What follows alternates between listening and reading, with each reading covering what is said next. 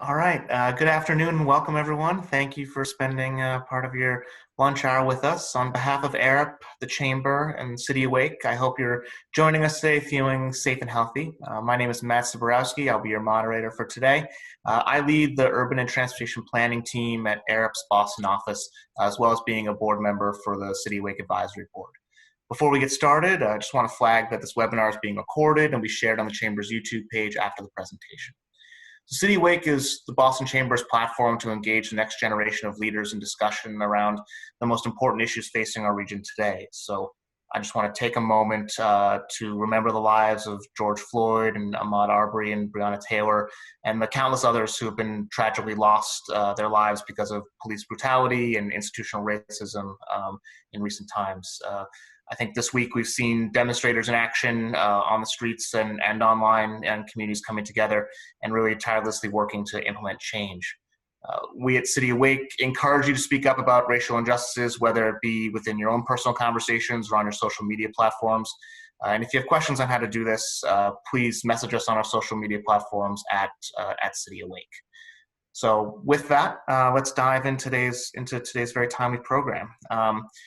Today, we're joined by two thought leaders who will help us to explore the impacts of COVID-19 and what it's had on the Boston's housing market, what resources are available to young professionals, and what steps should be taken to ensure that our voices are heard and supported. So first, I'd like to introduce Taylor Cain, Director of the Housing Innovation Lab at the City of Boston. Taylor comes to City Hall with expertise in urban sociology and experience engaging different communities in discussions about complex urban issues. Taylor's a transplant from California, where she received her PhD in sociology from BU in 2019. And in a role, Taylor brings curiosity about how people move through cities and commitment to values of inclusion and equity. Taylor, you want to say hi? Hi, everyone. I'm so excited to be here today and be part of this conversation. Great, thank you. Joining Taylor, we have Dr. Alicia Modestino, Associate Professor, School of Public Policy and Urban Affairs, and Department of Economics at Northeastern University. Dr. Modestino has also served as the Associate Director of the Dukakis Center for Urban and Regional Policy since 2015, and holds a master's degree and a PhD in economics from Harvard University. Dr. Modestino's current research focuses on labor and health economics, including changing skill requirements, youth development, healthcare, housing, and migration. Dr. Modestino, you want to say hi? Hi, and I want to thank you for hosting this very timely webinar and also giving me an excuse to get out of my pajamas today. We're glad to do that for all three of us. So, great. Let's jump right in. So, as the coronavirus continues to impact the U.S. economy, a lot of folks are wondering how the economic slowdown will affect the housing market, especially around Greater Boston. Young professionals in Greater Boston are faced with a variety of issues related to cost, including student loan debt, cost of healthcare, transportation, and of course, rising housing costs. So today we're focusing on the housing market, obviously, and we want to discuss some of the challenges that our community is facing and the goals for the future, and most importantly, what resources are available to young professionals in Boston as we look at this issue. So let's jump in and just say sort of, what's on your mind as we think about the impact of the coronavirus that it's having on the housing market. If you can each give us your sort of high-level thoughts, and we'll dive into some of the details as we go along. So Taylor, why don't we start with you? Sure. High-level thoughts about how COVID is impacting our housing market, where to even begin. I think that COVID has made abundantly clear how connecting housing is to so many of the different systems that define our lives, whether we're talking about transportation, education, unemployment. In the past few months, our home environments have become our places of work, our classrooms, our places of worship. They've taken on all of these new functions. And it's really striking, but I also think it's sobering, because for so many people, our homes have long served these roles.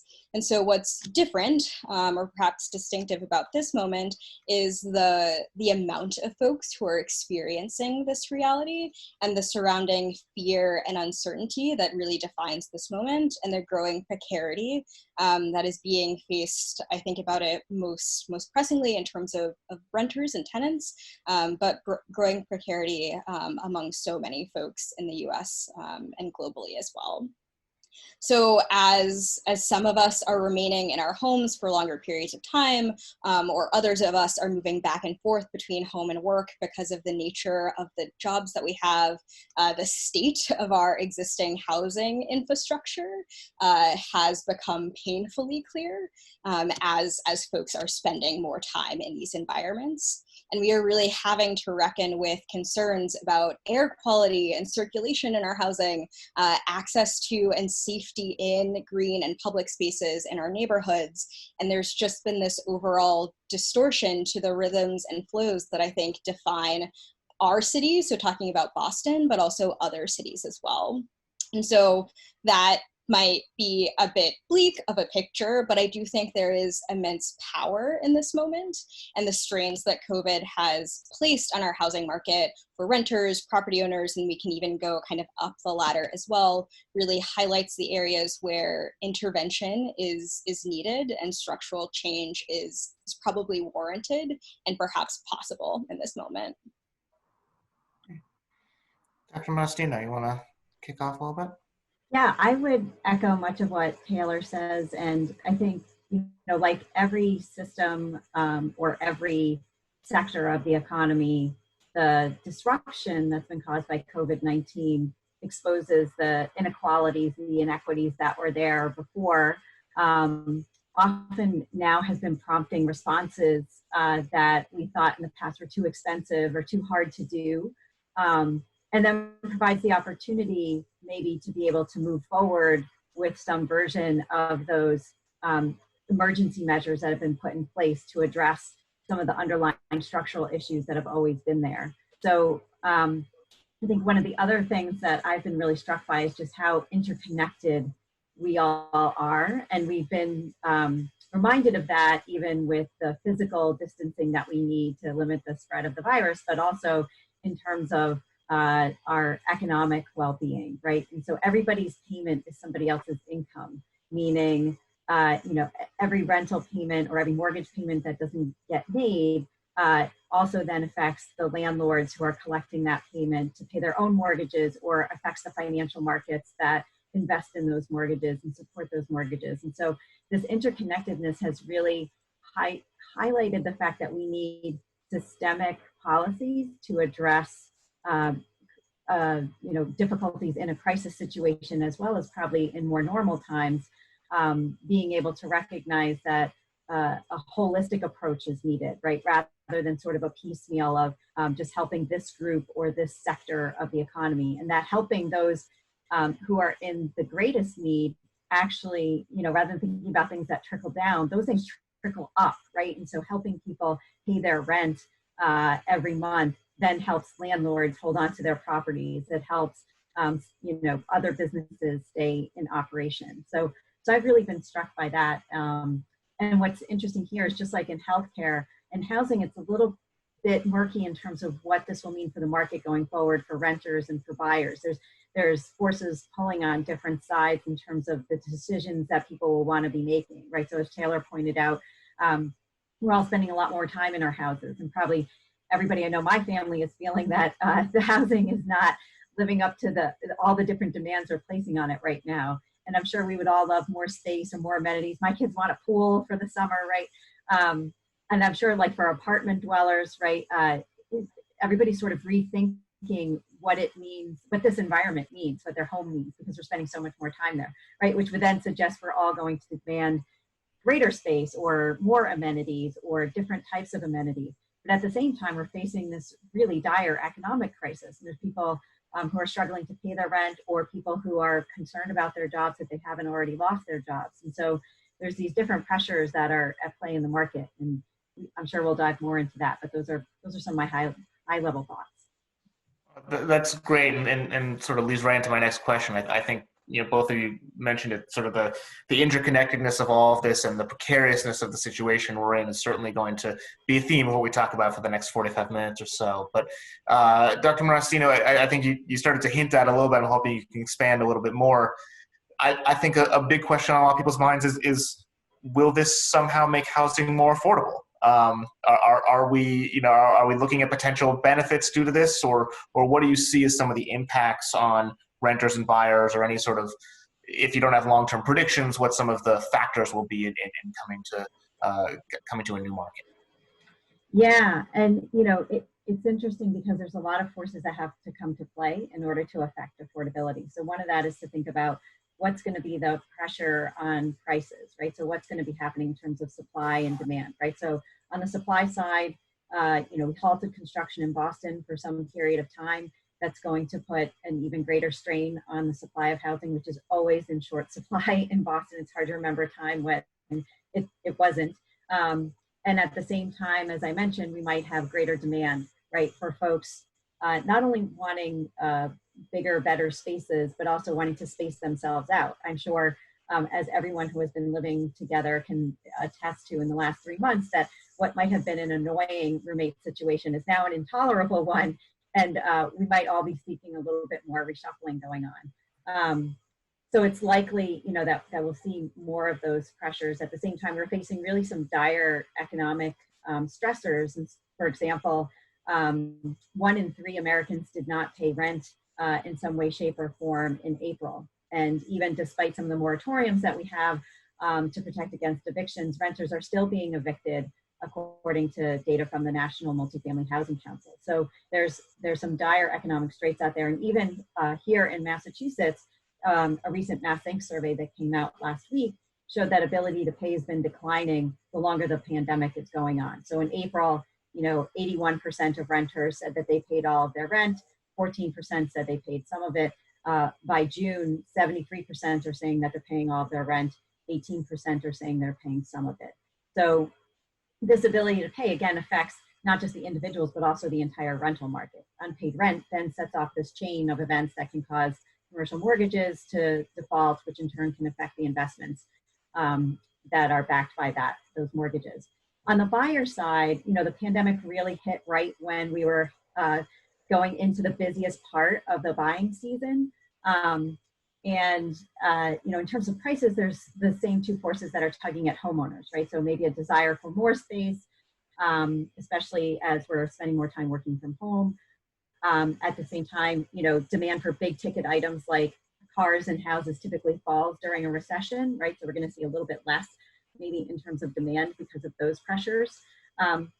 It's still not clear, even when people are constrained, those that have resources will still seek to buy in this market. And so it's not clear if these decisions have just been delayed. We've certainly seen a fall off in terms of the activity in the homeowner market, in terms of listings. There's also been an increase in the number of days that listings have stayed on the market. Whether or not this clears over the summer months, which is typically when lots of families move, so there's less disruption with school and things like that, remains to be seen. Certainly, low mortgage rates would help propel that kind of a scenario. But the drop in sales volume again suggests that, and we've already seen a little bit of a downtick in terms of prices.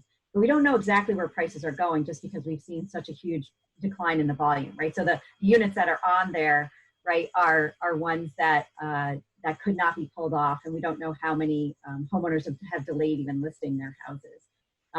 So again, it really kind of depends on the economic disruption and ability to pay. So the last point I want to make about affordability is we can look back at the past and think about what happened during the Great Recession, right? So during the Great Recession, we saw prices drop considerably, which might make you think that affordability increased, but affordability is really the measure of your ability to pay relative to the cost. And so when you also see income declining and employment declining at the same time that prices are declining, it really depends on which one of those things is declining more as to what happens to affordability. So even though prices fell considerably during the Great Recession, affordability didn't really improve that much because so many households had lost some of their earnings through losing a job or hours cut or pay reduced. And we're seeing that same thing right now. And even a more pessimistic scenario, I would say, exists in the rental market, where you see folks who have been squeezed out of the owner market then move into the rental market and put more pressure there on rents. And so, you know, you might have thought that the rental market would be the easier one, but here is where it really gets more pressure put on it from folks who are exiting the owner market due to foreclosures, or just delaying that first home buying purchase. And even though we put a moratorium on foreclosures, eventually, you know, the moratorium will run out, and we'll likely see those same pressures. So unfortunately for folks listening here, I can't really tell you it's the best time to go out to buy a house and that there's going to be a big price drop that's coming. There's likely to be a softening of the market, but in terms of affordability, it's really going to depend on people's individual ability to pay. Thank you. Taylor, I want you to build on that a little bit. You're the director of the Housing Innovation Lab for the city. I want first, can you tell us a little bit more about what that means and what it entails? But you know, how is the city going to be helping with this housing scarcity problem, especially in communities of color? And as Dr. Modestino points out, the differences between the rental and buying market.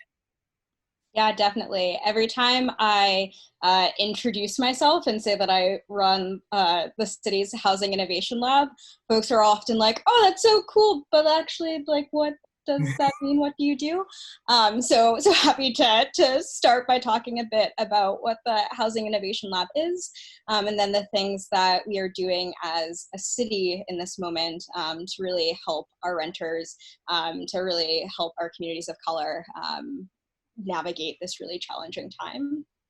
So the Mayor's Housing Innovation Lab is 5 years young at this point, and was created through a collaboration with the Mayor's Office of New Urban Mechanics, which is the city's civic research and design team, and then the Department of Neighborhood Development.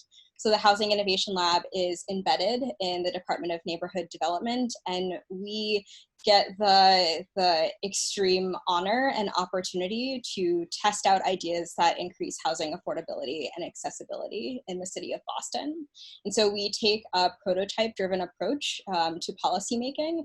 So we are often the go-to point or the front door for folks who have ideas about ways we could do things differently as it relates to housing. And I also like to talk about our residential environments in Boston, because what home means and what housing means is so much more than the physical structure. It's about everything that takes place both within and outside of that structure. And so the lab's role is really to ensure that we are creating inclusive and diverse residential environments in Boston, and figuring out what are the things that we can test and try here that can potentially be scaled up.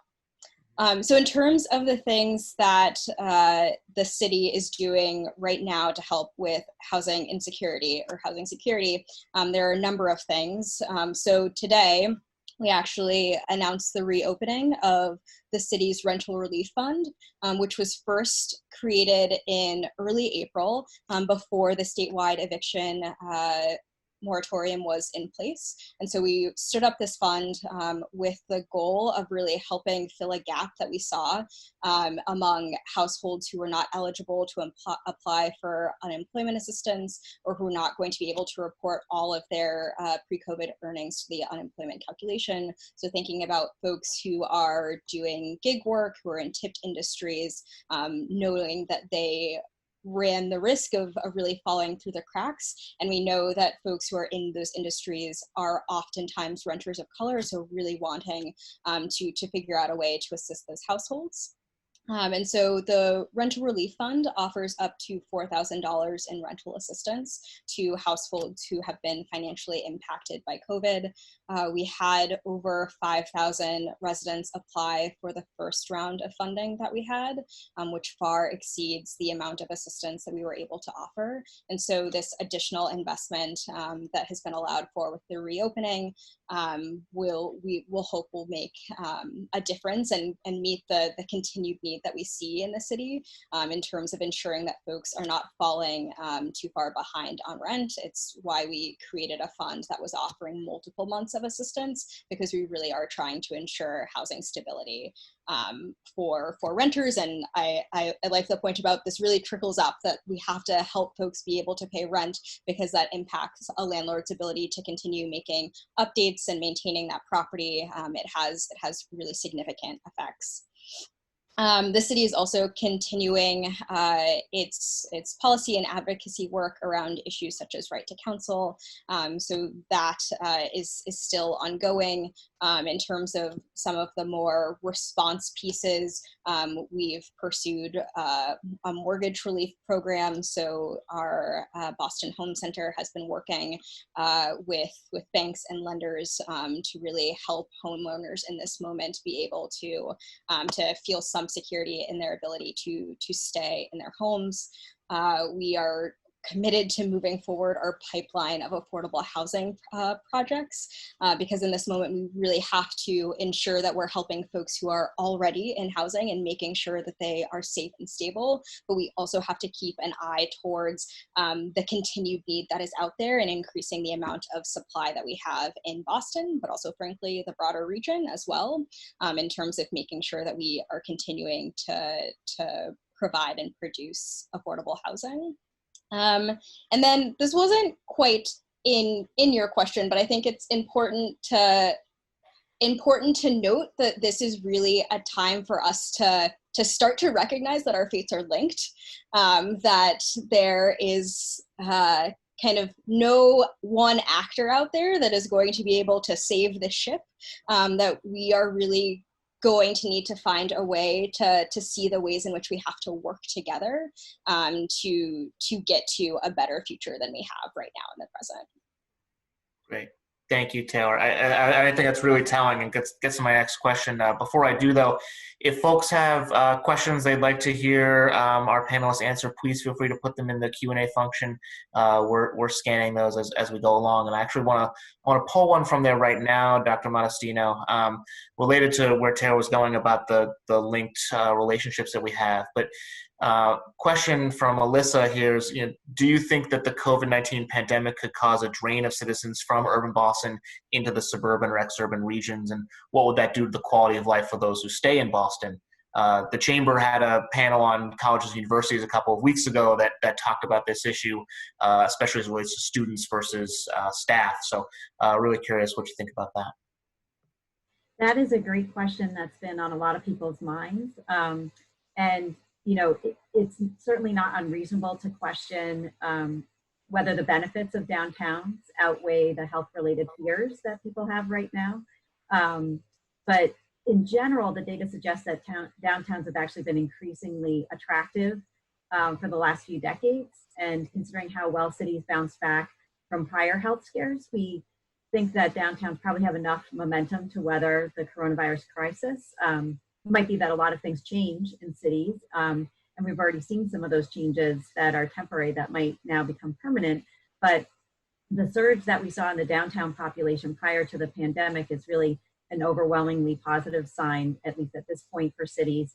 Downtowns offer proximity to jobs, other people, major attractions. They make more efficient use of infrastructure. They create these common cultural touch points for entire regions. And even with suburbanization continuing, it's clear that demand for greater access to jobs and these kinds of amenities is there, even if it means a smaller home. And in particular, I think cities offer walkability right now, which is a really attractive feature. And in general, diseases and pollutants have long endangered central city residents. And certainly we've seen demand increase for suburban homes during the polio outbreak, even long ago, or even, to be away from pollution and things like that. But cities were still resilient through these kinds of crises, and even more recent issues related to things like crime or terrorism. Any crisis, of course, is a catalyst for change, and some of the changes that I was alluding to earlier, we can think of that might make cities more attractive. So planners have started to create more inner city parks, or rethinking about how public spaces are used. Even the Emerald Necklace in Boston and Central Park in New York City were in response to epidemics. The idea was to give city dwellers an accessible escape from the bad air at the time that was thought to be behind the disease. So we've seen these kinds of responses before, and responses we're seeing now are even things like expanding use of bike lanes, putting markings for temporary bike lanes in places where planning's already underway for permanent ones. And even though a lot of these things might be called temporary right now, if history is any guide, they stand a good chance of remaining part of the urban landscape going forward. I think the trickier part of this question is really what happens with public transit. And we might delve more into that later on. But for example, the Mass Inc. poll that came out last week showed that more than a third of people in Massachusetts say that they'll ride the subway, commuter rail, and buses less than they did before the outbreak. That's obvious what the concerns are there. But even after the pandemic subsides, they're saying that they'll ride less. And what was probably most disappointing is that the most striking shifts in the use of public transportation were pretty universal. So people who use it all the time say they'll use it less, and people who don't use it all the time say they'll use it less. And a lot of the reductions were really among younger adults who said that they would really likely change the way that they travel. Now, that doesn't necessarily mean everyone's jumping in the car. It could be one of the responses, but if you do live in the city, maybe that means more walking, maybe that means more biking. It could mean a variety of things, although we've certainly seen a drop in ridership on the T right now. So certainly, if confidence in public transportation isn't addressed quickly, it could really mean a return to the kinds of patterns and greater car use that we don't want to see. But I think in general, cities are fairly resilient. And I think, again, this is an opportunity to make some changes so that cities become even more so and can, build on sort of the attractive features that they're already putting in right now. Yeah, that's really interesting. Thank you. My background is mostly in public transit, as you guys might know. We used to work at the MBTA, and this is actually the longest stretch of my entire life that I've gone without being on the MBTA. So it's definitely telling as someone who didn't answer the Mass Inc. poll, but has a similar opinion to it. I'm curious. I want to dig into one thing that you mentioned there about sort of the change in cities. Neither of you could answer this, but again, from our chat here, do either of you see any forthcoming changes to the physical housing stock in Boston as a result of this? We've got a very interesting, eclectic, but often distinctive collection of triple deckers and other types of things in Boston. Do you think we'll see any changes? That's such a great question. And in some ways it's a bit hard to answer, but I think we can start by kind of looking at the ways in which people are using the range of housing typologies that exist in the city currently. So I could kind of wax poetic about the beauty of triple deckers as someone who lives in a triple decker, and how having a porch right now and this ability to both be outside and engage with the public realm, but still feel as though I am able to remain within my dwelling, my household, is really means a lot, and the capacity to kind of have the different relationships with the other renters who live in the triple decker that I also live in. I think this is a really interesting moment to think about how our different housing typologies do or do not facilitate interaction, both internally, but also kind of between private and public space. And there are some typologies that can do a better facilitate that versus others. And so one of the things that we've been doing as a lab over the past few months is having these events called Triple Decker Thursdays, where we're having conversations with residents who live in triple deckers and talking with them about how they use those spaces, what they mean to them, how they came to them. And it's been really interesting to hear folks reflect on both their history in triple deckers, but how that particular built form has really been impactful in this moment and allowing this experience in both the private and public realm. Great, thanks. Dr. Modestino, I'm hoping you can talk a little bit, I want to change gears here and talk a little bit about the Massachusetts Housing Partnership, which you're a board member. the MHP's got three focus areas: community assistance, rental development, and home ownership, and trying to help everyone in the region afford housing. I wonder if you can talk a little bit about some of the resources that MHP have that might be especially applicable to young professionals, and how folks might be able to access those. Sure, I'd be happy to. And at the top of this, I'll just give a shout out to the data team at Mass Housing Partnership that's been working along with the Boston Foundation and City of Boston to keep a pulse on what is happening in both the rental and the owner markets. And so that's just a great resource in general. But they have three teams that have really been very active during the COVID-19 crisis. The first is the community assistance team. And so the mission of this team is to help communities create more affordable housing. And so this has been really important over the last decades to fight NIMBYism and, to get zoning changes and things like that. But more recently, in March, they released some guidance for establishing local emergency rental assistance. So similar to what Boston's done, but on a much smaller scale, and doing that in partnership with the Community Preservation Coalition that exists. In April, they released more extensive guidance. They created a checklist and really helped to organize a statewide webinar with CHAPA as well. And now throughout, they're working with communities one-on-one to create more of these emergency rental assistance programs and provide additional guidance. And they have an entire toolkit that's up on their website at housingtoolbox.org. So if people want to get involved in that, or if they're involved in city planning, that's a place to go to. The rental financing team obviously is something that's been providing loans and commitments for financing housing, affordable housing over time, including over 26,000 apartments across the Commonwealth. And since March, the team's closed on 6 different projects that consist of 391 units.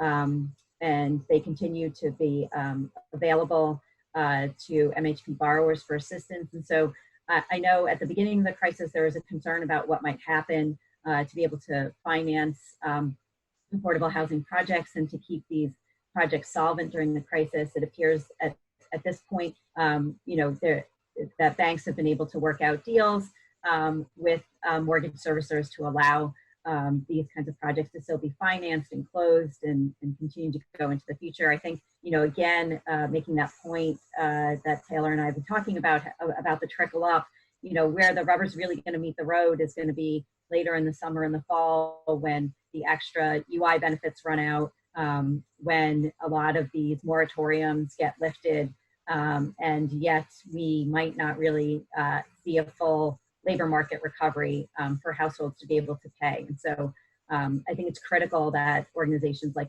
MHP are here to be able to try to fill that gap.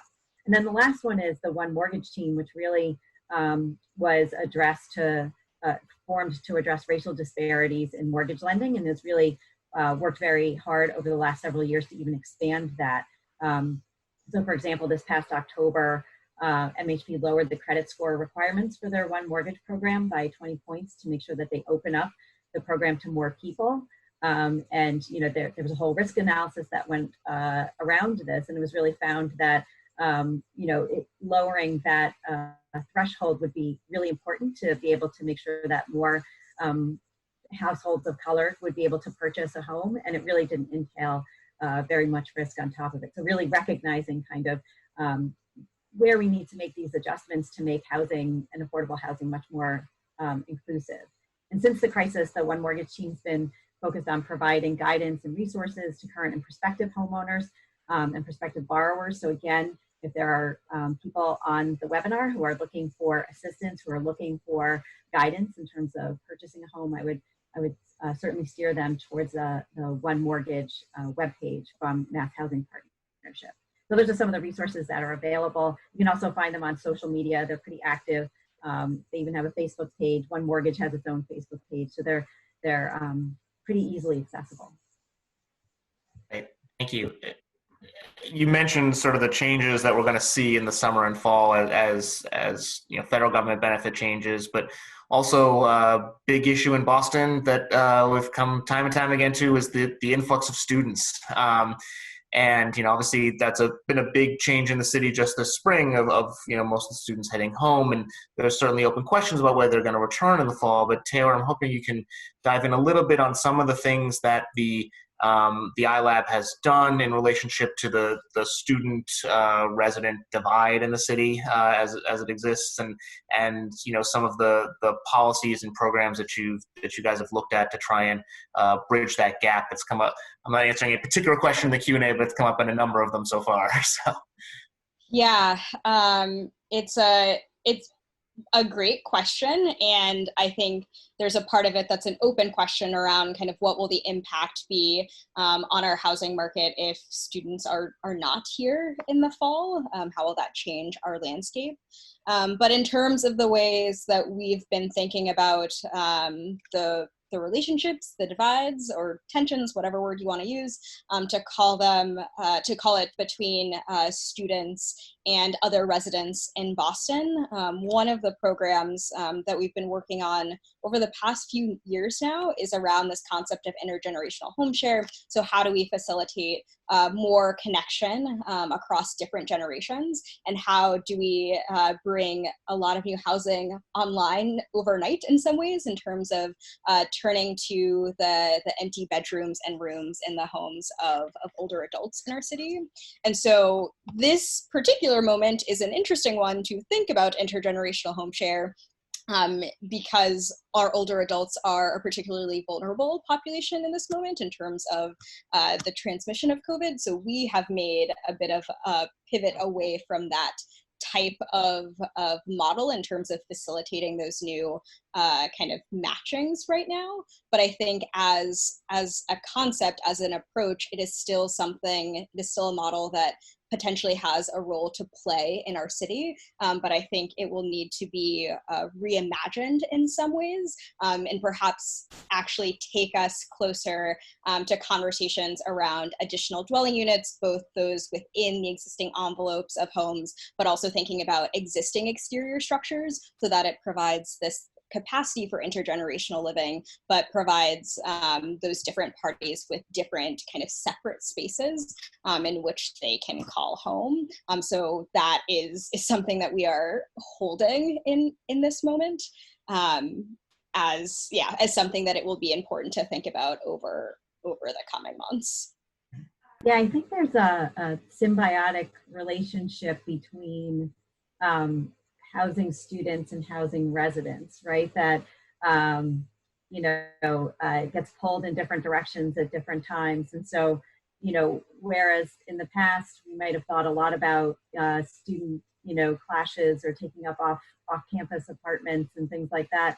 What's been interesting, I think, during this crisis, as the dorms have emptied out, is the reverse that's been happening, right? So Northeastern was one of the first universities to open up the dorms to essential workers who might not be able to go home to their families if they need to quarantine and things like that.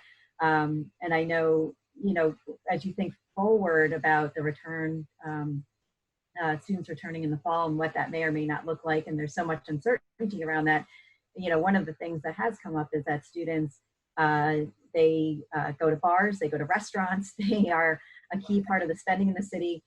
And they do rent a lot of apartments, which can be good and bad, right? So they can put pressure on the rental market, but they also, again, keep landlords in business. And I know at this point, landlords have mentioned anecdotally that, bookings for September are down right now.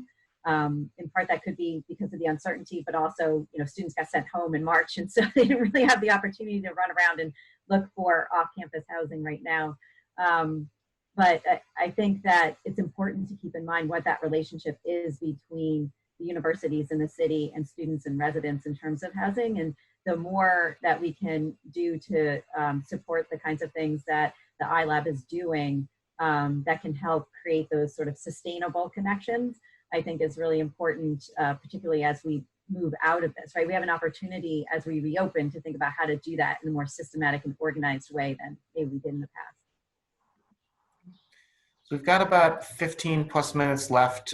Please keep sending in those questions. We're reading and creating stuff on the fly here. But as we're getting towards the end here, I want to use the G word, gentrification, and talk a little bit about what the impact coronavirus and this pandemic may have on that trend in Boston, and what each of you are seeing. I think there's a lot of concern around folks around both the impacts of geographic specific gentrification within the city and affordable areas becoming less and less affordable over time, but also the very real impacts of very high rental increases when people are not going to be seeing increased income from their jobs. So are there things that the city or the region need to be trying to do in this time that we haven't talked about that you think are the right sort of policy choices? I don't know, Taylor, if you want to start on that. The things that we could be doing to combat gentrification in Boston?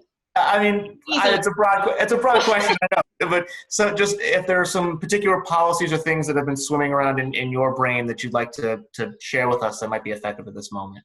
Yeah, so the first thing that comes to mind is a program that already exists in the city that I think has the potential to be further amplified. So we have what's called the Acquisition Opportunity Program, which allows developers to purchase and permanently like income restrict, deed restrict occupied buildings. And so I think that is a incredible tool that we have to really protect folks who are already in place in communities in housing and ensure that they and future generations are able to stay there long term. So I think that that type of strategy is a really important one that we are able to utilize both now and in the future. There are lots of other things that we could be doing as well as a way to ensure that folks both are able to stay in their homes, but then there's the larger question around the ability for future generations to call that place home that in sometimes have different solutions. What enables people to stay in place might not always be the same thing that allows future generations from that same racial background, class background to call that place home. I think the thing that I worry about is we do have this opportunity right now, and we can make very sudden and sweeping changes in terms of where we build and how we build. And I think there's always cause for concern here because history suggests that these sweeping sudden changes sometimes leaves out the most vulnerable or isolates poor neighborhoods or worsens inequality. And so, one of the policy levers that we've been thinking about a lot in the Greater Boston Housing Report Card has been thinking about smart growth and development, right? So transit-oriented development and what that might look like. And a lot of times that is going to affect the neighborhoods in and around transit nodes that often are neighborhoods of color or are lower income neighborhoods. And the concern is, of course, if you go in and build a lot more housing in those places without putting in affordability requirements or restrictions, that you will gentrify those areas. And the thing is, those areas are not cheap to build in either, right? If you're trying to build in and around a T-stop or a commuter rail stop, right, there's lots of restrictions on the land. And so developers naturally want to build something that gives them a good return on their investment. And so being able to coordinate that at the state and the city level, along with plans for affordable housing, is really important because, the irony is that it's really the lower income residents that make use of public transportation more than the higher income residents, right? So if anything, you want more affordable housing near those transit nodes than sort of luxury, high-rise apartments or things like that. And I think, again, the disruption caused by the pandemic provides this unique opportunity to channel these recovery efforts into the kinds of development and the infrastructure that can make Greater Boston more sustainable, affordable, and attractive in terms of a place to live and work. And particularly, there could be the potential for an additional COVID-19 spending package. I mean, there's one on the table right now. It's not clear how much state and local aid will be included in that, or if there will be some kind of support for infrastructure. I mean, infrastructure was something Congress was talking about even before. Why not be creating some kind of public works program right now? And if that's the case, then we've been thinking a lot about how to do this kind of smart development, and it would be great to take action on some of the recommendations we have around that to capitalize on that kind of opportunity, to do things like reducing parking requirements, increasing mixed use development, having smaller minimum lot sizes, improving neighborhood form and walkability, right? So thinking much more about how people are using the places where they live. As Taylor said, it's not just the structure, the dwelling that you live in, but the area around it. And right now we've seen that's even more important, right? To be able to find some outdoor spaces for sanity when you're working from home endlessly day after day. So I think there's a lot that we can do smart. And I think we have a lot of these plans in our back pocket. And it's really a matter of good coordination during this crisis to be able to take advantage of those opportunities. I want to build a little bit on that as to our penultimate question here, because you talked about sort of the luxury development and the need to develop around transit. There's a couple of questions in here in the chat along the lines of, is the housing inventory actually truly low or scarce? There seems to be a ton of luxury residential developments all over the city. What am I missing? And do we really think that overbidding on properties and seeing things go for well above asking is a result of high demand or low supply? So I'm wondering if you guys can get into that a little bit. So to that last question, I would say yes and yes. There can both be high demand and low supply, and that will lead to huge price increases and overbidding. And we have definitely seen what looks like overdevelopment in the Seaport District, right, with luxury apartment dwellings there, and yet not enough affordable housing built at the price points that most residents need, right? And so I think that's really the problem, is not just the number of units, but the type of units. And a lot of the work that we've done with the Greater Boston Housing Report Card shows that in order to make housing accessible, equitable, affordable, we need to be providing it at different price points and in different modalities, right? And in particular, multifamily housing is something that's incredibly important. And, not just large apartment buildings, but really the triple deckers that Taylor was talking about, are a lot of the fabric of our communities, and being able to build more multifamily housing, not just in the city of Boston. The city of Boston's actually been doing more than its fair share in terms of building multifamily housing, but really in the surrounding cities and towns where we see little of that type of housing built. One little nugget of data that I'll give you in terms of room for improvement, in terms of transit-oriented development, Mass Housing Partnership is one of the co-authors on the Greater Boston Housing Report Card, and they recently released their TODX website that has all this data on it. But their analysis shows that we really have very inconsistent development patterns around all the rail stations. And really, we are very much underperforming the recommended levels of density that you see in a lot of other areas of the country. So, for example, we've estimated that the housing gap, like the number of new housing units that we need between now and 2025, is about 160,000 in order to meet the demand for households, just based on the population and household formation and population growth. Much of that need, we think, should be met by creating new housing opportunities in transit-rich areas, right? That would be the smart thing to do. So even if you set a very low bar of only 5 units per acre in station areas, which is far below what is the recommended density level, that would get us at least another 114,000 additional units.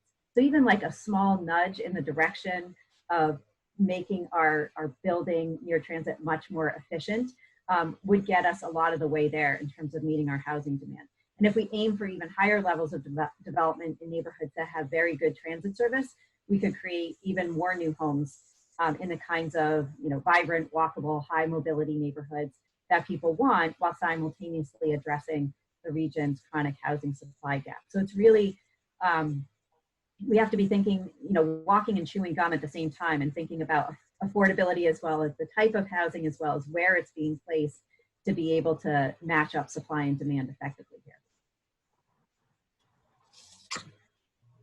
Taylor, I don't know if you have anything to add on that. I want to also just add, someone has asked here in the chat specifically about the Housing with Public Assets program. Yes, that's what I was going to bring up. There we go. Go ahead. I was going to start by saying the Transit-Oriented Developer Explorer is one of my I am a self-proclaimed geek, but like one of my favorite things to spend time on of late. And it helps me think a lot about the spaces that we have both in Boston, but in the greater Boston region that could be serving additional uses, serving additional purposes. And so I think that's where the Housing with Public Assets initiative really links in. That was my train of thought. So Housing with Public Assets is this effort for the city to really kind of take to heart our housing goals that we've set and then really think creatively about the spaces that we have control over. So thinking about our libraries, our fire stations, but also our municipal parking lots and how we can bring additional uses to those spaces so that we don't just have the potential to have a new library, but that we have a library that has housing on top that allows for this interaction between the residents who live above the library and the communities that are able to use the library ground floor space. And so I think that is an initiative that really has a huge amount of potential to make a significant impact on our city and to get us to think differently about how we use and value space, both kind of at the ground floor, but then also the space that exists above our parking lots and our libraries. So if folks are interested in talking about housing with public assets, please send me an email after this, and would be happy to catch folks up with where we are in that process. Great, thank you, Tara. That's perfect. Well, the great minds. Thank you. So we're just about out of time here, so I want to just get to one final question for each of you. So what opportunities have you seen come to light because of this pandemic? What are we seeing that's new? And what's your hope for young professionals as they navigate Boston's changing housing market with a special focus on young professionals of color, I think. So Dr. Modestino, why don't we start with you? Sure. I think, since long before the pandemic, we've seen low-income individuals have always experienced great levels of hardship regarding their housing. Stemming from finances, the physical condition, being in multi-generational housing environments, lacking community supports that Taylor was talking about, including, good food options, proximity to healthcare services, and we've really seen that exacerbated during the COVID-19 crisis. So in the last Greater Boston Housing Report Card, we drew an explicit link between the lack of multifamily zoning and racial segregation, and we're seeing, again, communities of color are being hit more disproportionately by COVID-19 infections. There's definitely a correlation with overcrowded housing and housing conditions that are not as high quality as in other places. And University of Massachusetts Donahue Institute has an entire data dashboard on this that people can go look at. And so, some of the things that we've seen the city do in response with the Rental Relief Fund, or even the voucher system for federal housing that we really desperately need to expand. The innovative things we've seen around homeless shelters. So we've seen cities in various places, like in California, using hotels, and they have found ways to house homeless people that we never thought possible, and they did it to reduce the spread of infection. And wouldn't it be great if we did that to reduce homelessness in and of itself, right? For young professionals, I think it's a challenging time right now, right? There's a couple different things that are going on. One is just thinking about the uncertainty in the housing market. As I said, probably a lot of young professionals are in the rental market and are having to maybe make choices about where to live in the next rental cycle. There's a lot of uncertainty around that. I think work from home is here to stay, which can be good and bad, right? I know my generation has liked and not liked it for various reasons, like we're stuck home with children at the same time that we're trying to work. And so sometimes it's a relief and sometimes it's not. But also, for young professionals, work is a social environment. And so I think we didn't quite recognize that before the pandemic. But one of the things that's been nice to see is because we're all Zooming into each other's bedrooms, kitchens, dining rooms, whatever it is, we're seeing the whole person, right? And I hope that that is something that continues. And again, in response to the work from home kind of status, we are going to see changes in the kinds of housing that people are seeking. And I think at this point, young professionals are going to be one group that's certainly going to drive that in the choices that they make going forward. Thank you. Taylor? So I'm torn in a way, because I think for the past few months, I've been thinking even just simply about the word opportunity and framing this moment as kind of an opportunity to whether it's kind of do things that we know that we should have long been doing, or to try new things out. I recognize that, but it also feels like this moment is a reckoning, that we're really having to come to terms with the decisions that we have made over the past, let's just say, decades, and how that is impacting us now and will continue to impact us moving forward. So right now I'm sitting with this tension between this moment as opportunity versus this moment as a reckoning. So I'm thinking a lot about how we know that we need to create greater predictability and flexibility in the development process so that we can create new types of housing. Can create new types of housing. We know that we need to be thinking about the connection between housing and employment and access to food and good schools. We've long known that. We know that we need to be thinking about housing quality. We know that we need to be dismantling residential racial segregation. So I think even as I'm talking, I am leaning more towards the reckoning moment that we are in, and this need to really decide what we want our future to look like.